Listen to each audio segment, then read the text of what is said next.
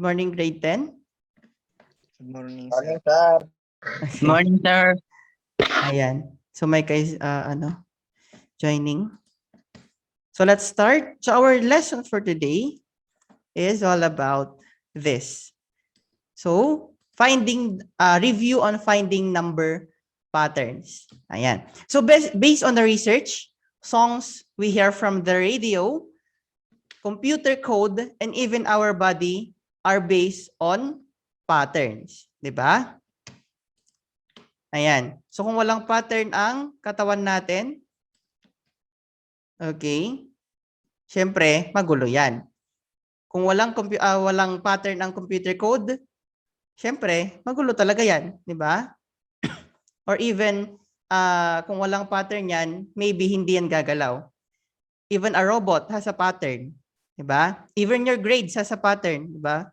74, 74, 74, 74, 75. Joke lang. Okay. So, radio uses patterns to electromagnet waves. So, alam niyo yan, yung 10011010. We have the binary code. So, for those who are techie there, you should know this. Ayan. So, computer code consists of patterns of numbers. So, even our body is made up of molecules that repeat in special patterns. Ayan. So, in our daily lives, we solve problems by finding patterns. Okay. Patterns are very useful in all walks of life. So, Generous is joining. Okay. Ayan. For example, in iBook Technological Academy, news spreads quickly. So, each student who hears a story repeats it 10 minutes later to 2 students who have not yet heard it, and then tells no one else. Okay. So, yung isang estudyante, kwento niya sa dalawa. Ilan na sila? Dalawa. Yung isang estudyante, kwento niya sa dalawa, magiging 3. So, yung isang yon hindi na nagkwento ulit. Pero yung dalawa ay nagkwento. And every 10 minutes, yung isa na yon nagkwento ulit sa dalawa, then nag-stop na siya, yung isa na yon nagkwento ulit sa dalawa. Okay. So, suppose when students hear the news at 7 o'clock a.m., how many students will know the news at 8 o'clock a.m.? Ayan. So let us try to study the table to organize the numbers. Then let's try to look at the pattern. So at 7 o'clock, ilan ang nakakaalam ng balita? Isa. Isa pa lang. Tama? Ayan. So new student told, isa.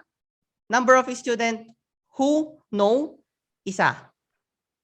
Kasi siya pa lang naman. So yung isang yan nagkwento sa dalawa. So, number of students told na bago, 2. So, dalawang bago, plus yung isang nakakaalam, ilan na sila? 3. At 7, 10. At 7:20, ilan na sila? So, ilan ulit na nadagdag? So, nadagdagan ng 2. Yung 2 na yon, tag-2 ulit. Kaya naging 4 yung bagong nadagdag. Therefore, yung 4 na yon plus yung 3, that would be 7. At 7:30, okay, so every 10 minutes, at 7:30, ilan ulit na nadagdag na bago? 8. 8. So 8 plus yung nakakaalam na 7, that would be? 15. 15. So nadoble ulit. So at 7:40, ilan na sila? Ilan na bago? 16. So yung bago plus yung luma na nakakaalam na, that would be 31. So at 7:50, 32 na bago ulit. Kasi 16 times 2. Okay? That would be 32. So 32 plus 31, that would be 63. So at 8 o'clock, yung tanong natin is, at 8 o'clock, how many students already know the news? Okay. So, that 64 plus 63 would become 127. So, from sa isang oras lang, 127 na ang nakakaalam ng balita. So, have you checked the pattern? One student, kwento niya sa dalawa, kaya dalawang bago. Times 2, naging 4. Times 2, naging 8. Times 2, naging 16. Times 2, naging 32. Times 2, naging 64. Ang pattern sa baba, we have 1 becomes 7 kasi nadagdagan ng 2, nadagdagan ng 4, nadagdagan ng 8, nadagdagan ng 16, nadagdagan ng 32, nadagdagan ng 64. So the pattern is to add the number of students to the number who already know. Therefore, 1 plus 2, that would be 3, the number who knows at 710. So 1 student talk to 2, then followed by 720. So ilan na sila nakakaalam? 7. 2 students talk to 4. Okay. So by 8 o'clock, 127 students will know the news. Another example. Marlon studied 30 minutes for his first math test.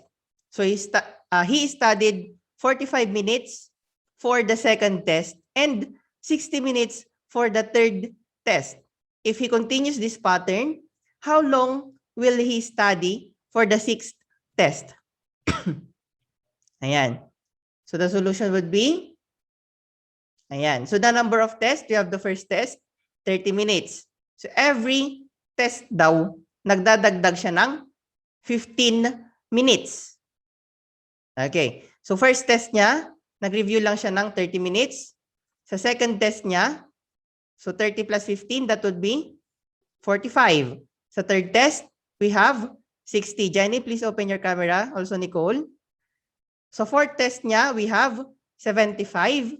Sa fifth test, we have 90. And sa sixth test niya, 105. So nadadagdagan at nadadagdagan lang ng 15 every test. Therefore, the pattern is to add 15 minutes to each succeeding test. Therefore, Marlon will study for 105 minutes, or if you convert that into hour, you have 1 hour that is equivalent to 60 minutes, di ba? And then yung matitira, 45 minutes. So 1 hour and 45 minutes siyang mag-review for that sixth test. Nakuha? Jenny Rose, kindly open your camera.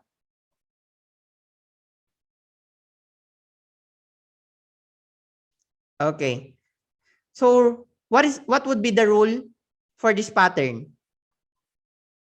We have 30 becomes 25 becomes 20 becomes 15. Anyone?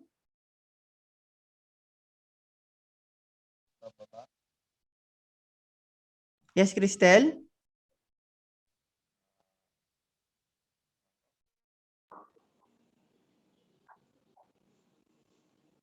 Corvin?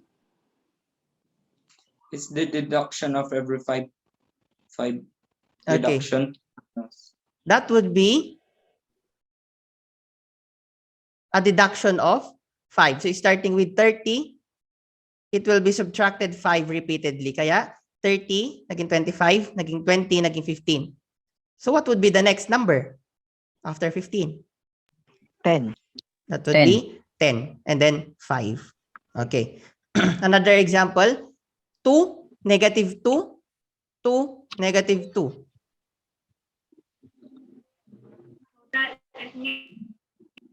What is that?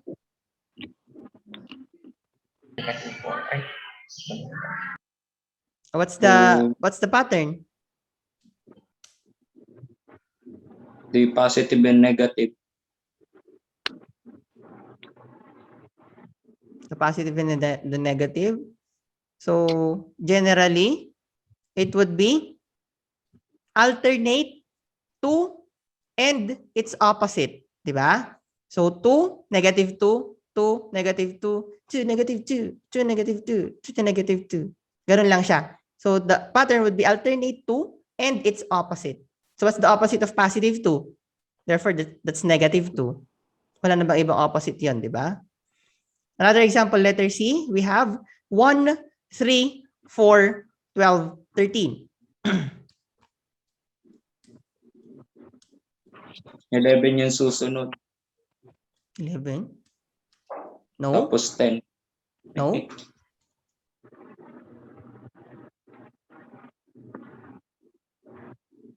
So any Yeah, idea about the pattern of this one? 1 becomes 3, Digit. becomes 4, becomes 12, becomes 13. Wait. Alam ko na sinabi sa akin eh. Wait lang. It's the kumbaga yung 1, pag dinagdagan mo ng 2, magiging 3. Tapos yung 4, it stays at 4 kasi nahahati siya as 2. Tapos yung 12, so on, ganun. Multiply mo by 1 tapos mag-add ka ng 1.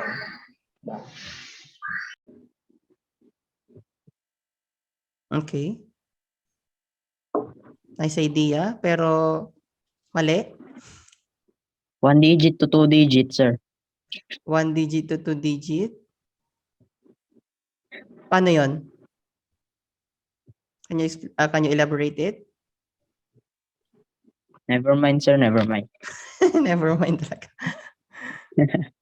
About Carl, tawa ng tawa. Sir, kasi ano yan? Tawag dito. Eh, di ba yung 1, tapos 3, Hmm? tapos 4. Oh. Yun. Di ko alam, sir. Check out the patterns. 1 becomes 3. Anong nangyari? Pwede nadagdagan ng 2? Pwedeng nagmultiply ng 3? Tama?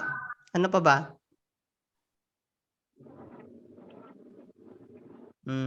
Wala na. So 3 becomes 4. So nadagdagan ng 1. Diba? So it can be plus 2 plus 3. Check natin. So plus 2 muna tayo. 3 plus 1 is 4. 4 plus 2. 5 ba ang sumunod? No. Try natin itong times. 3, 4. 4 times 3? 12. 12. Tama ako sa pattern ko na times 3. Plus 1. 13 ba? 13. So, what should be the next number? It will be 13 times 39. Tama? And 40. Bakit? I multiplied times 3. I multiplied times 3 tuloy. I multiplied 3. Mark, kindly open your camera. Nicole, kindly fix it. Okay, and then I added 1. Therefore, start with 1, alternate multiplying by 3, and adding 1. Okay, that is the pattern of this. Kaya naging 1, 3, 4, 12, and 13. So basically, or generally, ang pattern natin is not only by adding, is not only by subtracting. It can be multiplication and also division. It can also be exponents. Ayan.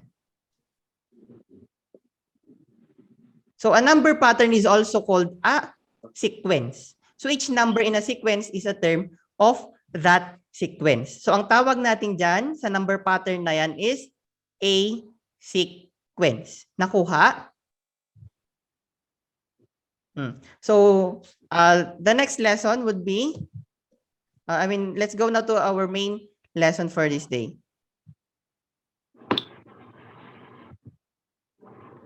Okay. So that is sequence. So let's start with sequence na. So sequence has many kinds. Ayan. Wait lang. I'm just gonna open it. So let's start with the first sequence. Yung pinakamadali sa lahat.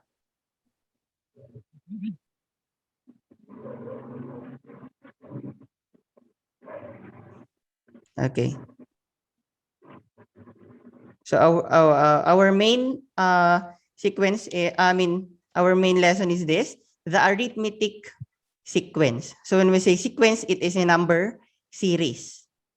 Or it is a number pattern. So my pattern, yan. Cristel, kindly open your camera. Rian, are you still there?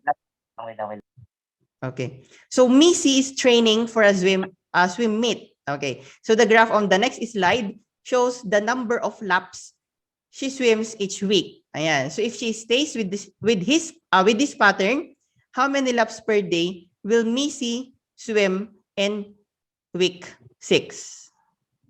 Ulitin ko lang. So Missy is training for a swim. Okay. So every week daw. Ayan. Nag-practice siya with the pattern. Okay. So how many laps per week will Missy swim in week 6? Ayan. So we have here, ayan. So laps per day, let us make a table to look for a pattern. Ayan. So week 1, we have 1 lap. Week 2, we have 3 laps. Week 3, we have 5 laps. Week 4, we have 7 laps. We have week 5, we have 9 laps. And then for the week 6, we have 11 laps. So what would be the pattern of it? It's the addition of 2. So laps. every week, Missy added 2 Laps. laps per week. Okay? Ayan. So examining the table, the difference of the number of laps between 2 consecutive weeks that Missy swim is 2 laps. So the common difference is 2. So this is an example of an arithmetic sequence. When we say arithmetic sequence, it has a common difference. Take note of this. For arithmetic sequence, it has a common difference. Ayan. So a sequence is a set of numbers that follows a pattern. So each number of a sequence is a term of the sequence. So for example, if this, so lahat ng kasama dito sa baba, these are called terms. So first term, second term, third term, fourth term, fifth term, sixth term. So 1, 2, 3, 4, 5, 6. Ayan. So you find a term of an arithmetic sequence by adding a fixed number to the previous term. So this fixed number is called the common difference. So let's try to have an example. Find the next 3 terms and give the pattern. Ayan. So we have 4, we have 6, we have 8, we have 10, we have 12. You have 14, you have 16, and you have 18. So you have 14, 16, and 18. What is the common difference? 2. The common difference is 2. How did we get 2? Tingnan nyo to. 6 minus 4. 2. 8 minus 6. 2. Still? Uy, magsulat. 2. 10 minus 8. 2. 12 minus 8. 2. Kapag paulit-ulit na 2, the common difference is 2. 2. Kaya siya tinawag na common. Okay? So, get the difference between 2 consecutive terms. We have 6 minus 4, 8 minus 6, 10 minus 8, 12 minus... Okay. So, the common difference is 2. Therefore, the next 3 terms are 14, 16, and 18. So, the pattern is n plus 2. Where n is the first term and 2 is the common difference. Yan. So another example. What is the common difference of each arithmetic sequence? Okay. So let's try to find out. Letter A. We have 5, 4, 3, 2, 1. What's the common difference? 1. 1. Is it positive or is it negative? Negative. That would be negative. So how did we get it? We have 5, 4, 3, 2, 1. 5 minus 4. 4 minus 5. Negative 1. 3 minus 4. So, pabaliktad. Okay. Second term, minus the first term. Nakuha? So, second term minus the first term. Second minus the first. Kaya, kung sinabi mong 5 minus 4 yan, magiging positive 1 yan. Tama? Kasi 5 minus 4. So, kapag positive 1 yan, dapat ito 6 sana. Diba? So, it should be 4 minus 5. That would be negative 1. 3 minus 4. That would be negative 1. 2 minus 3. That would be negative 1. 1 minus 2. That would be negative 1 still. So, the common difference is negative 1. Nakuha?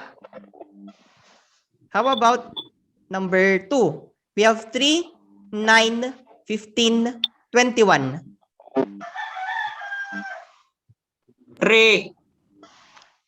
What would be the common difference? 6. 6. Let's try to find out. Okay, we have 3, 9, 15, 21. 9 minus 3? 6. 15 minus 9? 6. 21 minus 15? 6. The common difference is? 6. We have negative 6, negative 5, negative 4, negative 3. So what would be the common difference? We have negative 5 minus negative 6. Okay, di ba pag ganyan, we need to make this as plus na. So that would be negative 5 plus 6. Silang matitira. Subtract, that would be 1. Copy the sign ng mas mataas. Negative or positive? Positive. Ayan, si 6. That would be positive. 1 lang yan. We have negative 4 times minus negative 5. 1. Negative 3 minus negative 4. 1. The common difference is 1. Nakuha? Yes. Do you have Yes, any sir. questions regarding the common difference on the arithmetic sequence?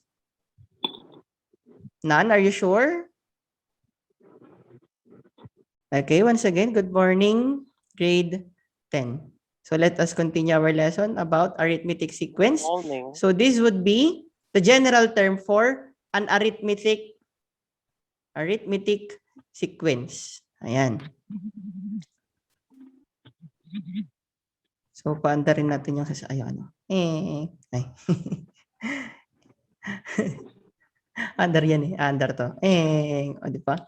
So biking is a form of exercise which is good for our hearts and the whole body as well. So I think some of you are having their bikes. Mountain bikes. Ayan. So I think nung bakasyon, you played that. You rode a bike. Okay. So have you ever joined a bike-a-thon? Not yet, no. Okay. Suppose you participate in a bike-a-thon for charity. Okay.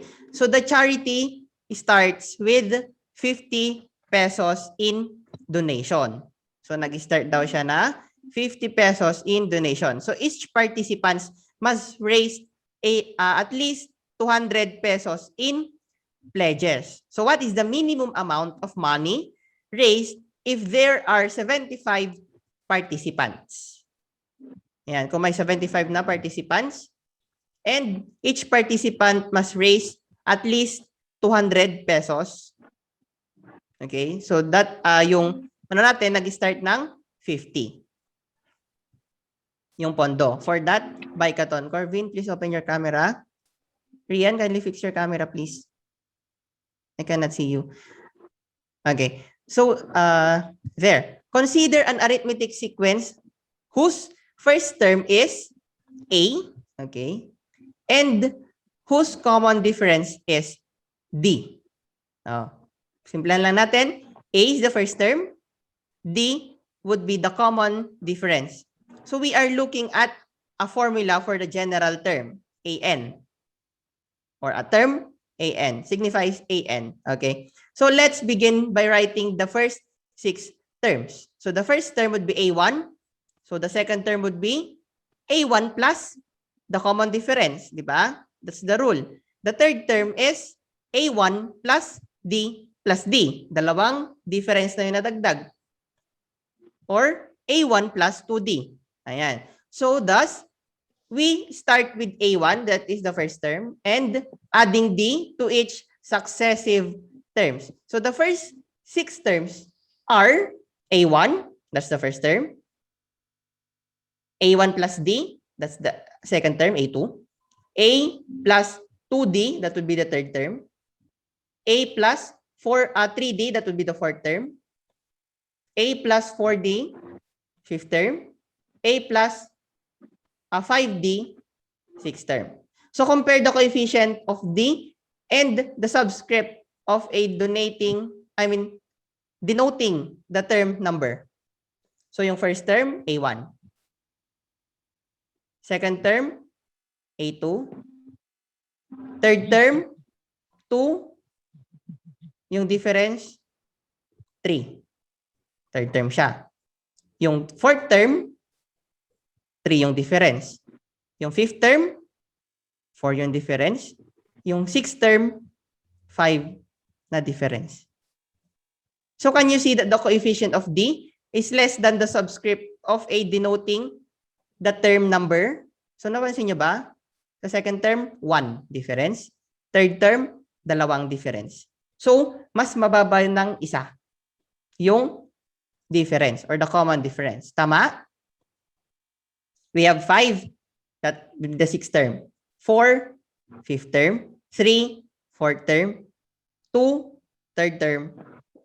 1, second term. And then, walang difference. Diba? So, therefore, the third term and the fourth term, thus the formula for n term is this. So, take note of this formula. Okay? Where's my pen? This is the formula for an arithmetic sequence. Ayan. So take note of this. A1, which is the first term, plus n minus 1 times the difference. So it is already in your modules naman, if you have your modules. But then for those who doesn't have, kindly take note of this formula. Or if you can memorize it, memorize it. So A1, which is the first term, plus n minus 1 times the difference. Kasi as you can see, ang nababago lang naman dito ay kung pang ilang term. For example, the third term, 3 minus 1, that would be 2D. Fourth term, 4 minus 1, that would be 3D. Nakuha? Nakuha ba? Paano yan? Nakuha ba? For example, pinapahanap ko ang sixth term. Okay? Kapag sixth term yan, okay, ayaw magsulat ng pen ko na naman. Hey, lobat? Okay. So kapag pinapahanap ko ang A6, ang formula niya would be A1, which is the first term, plus 6 minus 1. 5. 5D. 5 times the common difference, plus the first term. Ganun lang siya. O paano pag pinapahanap ko ang 78th term? What would be the formula? A1, which is the first term, plus 70? 7. 7D. Okay, so let's try to find out. And let us use that formula. So looking back at the problem posted at the beginning, let us try to find out the minimum amount that 75 participants will raise.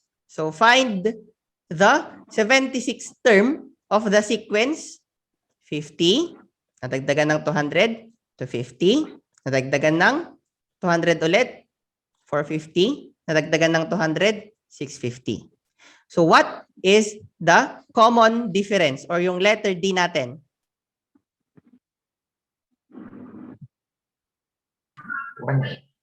200. The common difference is 200. 250 minus 50?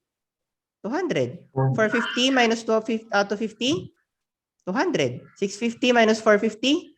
200. Therefore, the common difference is 200. So, itong 76 term, this would be our letter N.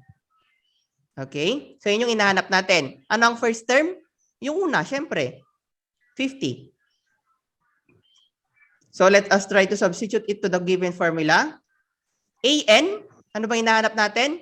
76. AN, anong N mo? 76. Nakuha? Nasusundan? Nakakasunod ba? Yes, sir. Yes, yes, yes. Ano ang first term natin? A1. 50. Tama? Plus. Ano ang N natin? 76. Minus 1. That would be 75. Times the common difference, 200. Then, you can now multiply it using MDAS. Multiply muna bago mag-plus. So, multiply tayo. 75 times 200. 75 times 2, that would be 150. Add the zeros, that would be 15,000. So, add na natin. 15,000 plus 50, that would be 15,050. So, with 75 participants, the bike-a-thon will raise a minimum of 15,050 pesos. Let's try to have another example. Find the 8th term. Ano ang N natin? Ano ang N natin? Negative There's 7. 8th term. Anong N natin? 8 pala. 8. Ano ang A1 natin? Ano bang first term? 4 ba? 1. 4. Whose first term is 4? Ano pa hinahanap natin isa? The difference. Negative 7. Common difference is negative 7. Kompleto na ba? Yes. Yes.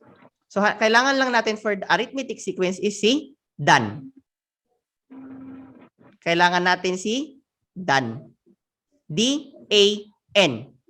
Difference, the common difference, A1, the first term, and our N, or the term na hinahanap natin. So, let us try to use the formula. AN is equal to A1 plus N minus 1 times the difference. So, let us try to substitute it. Ano ang N natin ulit? Huh? Ano ang N natin? 8. 8. A8. So, this is the 8th term. A1. Anong A1 natin? 4. 4. Plus Negative N minus 1. 8 minus 1. 7. Negative 7. Times, what is D? Negative 7. Negative 7. Therefore, 7 times negative 7. So, bring down ko lang ito. Negative 49. So, 4 plus negative 49. Negative 45. Negative 45. So, anong A8 natin? Negative 45. So, the 8th term of the arithmetic sequence, whose first term is 4, and whose common difference is 7, the 8th term would be negative 45. Nakuha ba? Stick with the formula. Find done. Another example, ayan. Ayan siya. Then A8 natin would be negative 45. Another example. So the 9th term, okay, 9th term, this would be N, of the arithmetic sequence, whose first term is A1 natin, 6. Common difference, si D, negative 5. So using the formula, A, 9, tama? Yun yung pinapahanap, 9 is equal to, what is the first term? 6, tama? Plus? 9. Okay. Plus? 9. N minus 1. O, 9 minus 1. Sulat na natin. Sige. Negative 5. Ay, wala. Ayan. So that would be A9 is equal to 6 plus 8 times negative 5. So, 8 times negative 5, 40. negative 40. Therefore, 6 plus negative 40, that would be negative 34.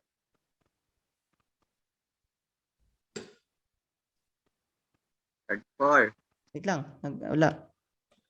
Okay, that would be negative 34. Hindi ko siya ma-X. Ayan. That would be negative 34. Okay. So, any question regarding that one? None. None? So, expect that you will be having a solving like that on your activity later on. Yan. So, nawala na X ko kasi. Okay. Ayan. So, that would be the 9th term. Okay.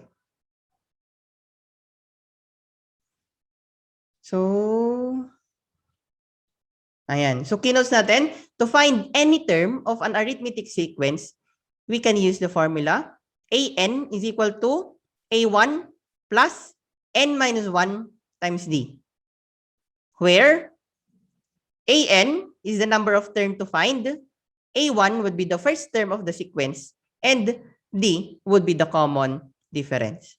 Am I understood?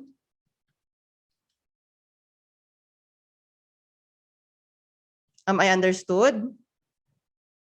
Yes, sir. Okay. Yes daw for Cristel. How about the others? Do you have any questions? None.